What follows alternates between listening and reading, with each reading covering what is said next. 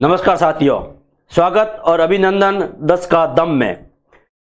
इससे पहले 5 वीडियो में मैंने आपको कुछ 10-10 शब्दों के बारे में महत्वपूर्ण जानकारी दी जो अक्सर किसी प्रतियोगी परीक्षा में आते रहते हैं। आज के वीडियो भाग 6 में मैं आपको उन 10 शब्दों के बारे में जानकारी दूंगा जो अक्सर हमारी दिन प्रतिदिन की प्रक्रिया में हम शामिल करते हैं। सरकारी कार्यालयों में इनका दिन प्रतिदिन उपयोग में भी होता है, जिनको हम जानते हैं लेकिन वास्तव में जानते नहीं है, यानी उनके अर्थ को नहीं जानते, उनके मतलब को नहीं जानते हैं। ठीक है, वो रूटीन प्रक्रिया का एक हिस्सा होता है। तो चलिए ध्यान दीजिएगा, आज के अंदर आके हेडिंग देख लीजिएगा। आपने कई बार शब्द सुना होगा मैनिफेस्टो, आपने कई बार शब्द सुना होगा मैनिफेस्टो, इंक्रोचमेंट, ग्रेचुइटी और इंसेंटिव। चलिए शुरुआत करते हैं, देखते हैं। पहले सबसे पहले एक कैप्चर कार्ड लगा दीजिए, मुझे भूतिया बना दीजिए और इन 5 शब्दों के अर्थ को आप 5 सेकंड में अपने दिमाग में कॉपी में लिख दीजिए। फिर पता चलेगा आप सही हो या गलत हो, या कमेंट्स कर दीजिए, पता चल जाएगा क्या इसका अर्थ है, कितनी आपकी तैयारी है। इस सर्दी में आप किसकी तैयारी कर रहे हो, रीट की तैयारी कर रहे हो, पटवारी की तैयारी कर रहे हो, पता चल जाएगा। पटवारी वालों के लिए तो अब भगवान ही मालिक है, क्या हो रहा है पता नहीं है। इस देश में पेपर दिन प्रतिदिन आउट होते जा रहे हैं। सरकार को इस पे कड़ा कानून भी बनाना चाहिए, लेकिन देखते हैं। सबसे पहला एक्सट्रैक्ट, ध्यान दीजिएगा। एक्सट्रैक्ट का अर्थ होता है कि किसी भी पूरे विवरण का जो सार होता है उसको हम एक्सट्रैक्ट कहते हैं, यानी इसका अर्थ होता है सार, यानी कंक्लूजन। कंक्लूजन का अर्थ निष्कर्ष होता है, सार का अर्थ होता है कि जैसे आपने पहले हिंदी के अंदर बड़े बड़े व्याख्या या ऐसे लिखे होंगे इंग्लिश में, फिर उसका सार यानी संक्षिप्तीकरण होता है, सार लिख लेते हैं। तो एक्सट्रैक्ट का अर्थ क्या होता है, सार। दूसरा शब्द आता है इंसेंटिव, ध्यान दीजिएगा। इंसेंटिव का अर्थ होता है कि वे, आपने अक्सर देखा होगा प्राइवेट कंपनियां अपने सेल्समैन को ज्यादा से ज्यादा बिक्री करने पर इंसेंटिव देती है। इंसेंटिव का अर्थ होता है प्रेरणा। क्या देती है, प्रेरणा, कि आप इतनी बिक्री करोगे तो आपको इतने % मिलेगा, इतने % कमीशन मिलेगा। लेकिन वास्तव में इंसेंटिव का अर्थ क्या होता है, प्रेरणा। अगला शब्द देखिए, इंडिस्पेंडेबल। इंडिस्पेंडेबल का मतलब क्या होता है बताइएगा मित्रों। 1 सेकंड है आपके पास, केवल 1 सेकंड, और क्या चाहिए आपको, 1 सेकंड का अर्थ। इसका अर्थ आजकल इसका जो शब्द आता है वो अपन नए रूप में लेते हैं। अक्सर हम बोलते हैं मैंडेटरी है। आपने कोई फॉर्म भरा होगा, ऑनलाइन फॉर्म भरा होगा, जिस पर लाल कलर का एक चिन्ह बना हुआ होता है, और हम कहते हैं मैंडेटरी है, यानी अनिवार्य है। इसका अर्थ भी ध्यान दीजिएगा, अपने वेरी मोस्ट है। इसका अर्थ भी होता है अनिवार्य या अपरिहार्य। अपरिहार्य। Next, manifesto, very most, very most, manifesto क्या अर्थ होता है बोलिए, कमेंट्स कीजिए।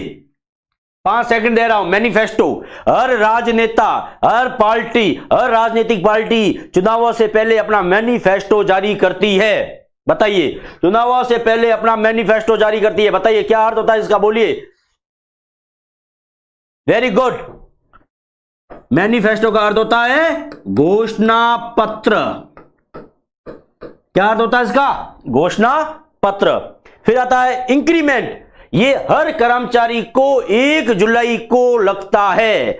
इंक्रीमेंट आपका भी लगेगा, अगर आपने ढंग से पढ़ाई कर ली और आपकी नौकरी लग गई तो हर 1 जुलाई का आप इंतजार करोगे और 1 जुलाई को आपका लगेगा अपने वेतन पर इंक्रीमेंट, यानी इसको कहते हैं वेतन वृद्धि। क्या कहते हैं इसका, वेतन वृद्धि। नेक्स्ट देखिए, सवाल नंबर 56 से लेकर 60 बताइएगा। पहले 10 सेकंड आपको दे रहा हूं, उत्तर कमेंट्स कीजिए, कॉपी पे लिखिए, मन में सोचिए, लिखिए, स्क्रीनशॉट लेना है तो ले लीजिए, क्योंकि ये वीडियो आपके बहुत काम आने वाला है हर परीक्षा में। और ये ऐसे शब्द है जो किसी न किसी एग्जाम में आ चुके हैं या आने की पूरी संभावना है। एग्जामिनर इससे बाहर जा ही नहीं सकता। बताइए क्या अर्थ होता है इसका। 5 सेकंड दे रहा हूं आपको, केवल 5 second.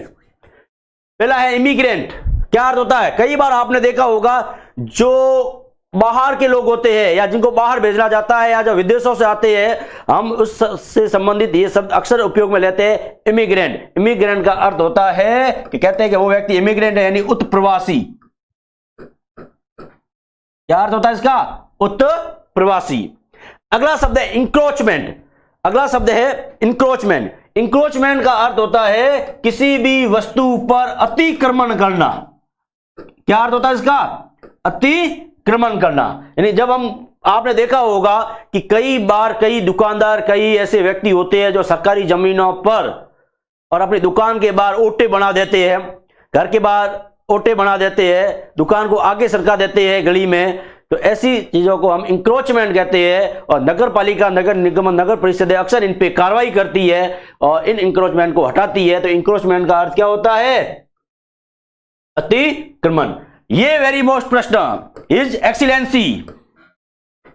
Excellency very very most, बताइएगा। इससे पहले एक हिज मैजेस्टी शब्द आया था, ध्यान दीजिए, इससे पहले हिज मैजेस्टी शब्द आया था, ये है हिज एक्सीलेंसी। और हिज एक्सीलेंसी का अर्थ क्या होता है बताइए? आपने अक्सर देखा होगा जितने भी राजा महाराजा लोग होते हैं, जितने भी बड़े गवर्नर वायसराय होते थे, जितने भी बड़े बड़े व्यक्ति जो होते हैं, जो अपने आप में नामी व्यक्ति है, उनके बारे में, और अक्सर ये राजाधिकारियों और बहुत बड़े बड़े व्यक्तियों के संबंध में भारत में इस शब्द का उपयोग और ब्रिटेन के अंदर इसका उपयोग किया जाता है, रानियों के संबंध में उपयोग किया जाता है, वहां के राजे महाराजाओं के संबंध में इसका उपयोग किया जाता है। His excellency. हिज एक्सीलेंसी का अर्थ होता है परम श्रेष्ठ, यानी जो श्रेष्ठों में श्रेष्ठ है, जो क्या है? श्रेष्ठों में श्रेष्ठ है, यानी परम श्रेष्ठ।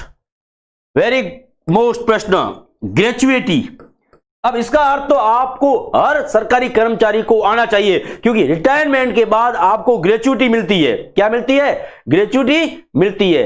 ग्रेचुइटी का अर्थ होता है अपनी एक निश्चित सरकारी नौकरी पूरी करने के बाद जो आपको अनुदान मिलता है,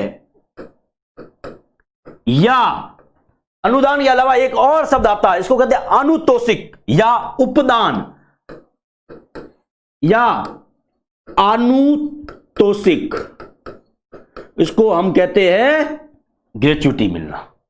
बहुत अपने आप में महत्वपूर्ण शब्द है ये। नेक्स्ट है ह्यूमैनिटेरियन। ह्यूमन यानी मानव, टेरियन यानी मानवीयता, यानी मानवीयता। हर व्यक्ति में ह्यूमैनिटेरियन होनी चाहिए, मानवीयता होनी चाहिए।